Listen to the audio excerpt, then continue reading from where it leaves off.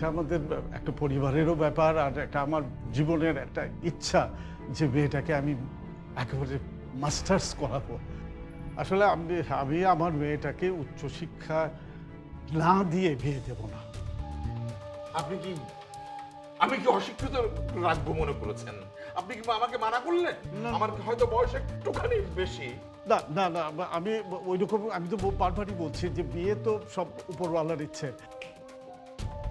ঠিক আছে, আমি আজকে যাচ্ছি স্যার। আমি খুবই ভদ্র স্যার, তবে আমি হয়তো স্যার আর আসবো না,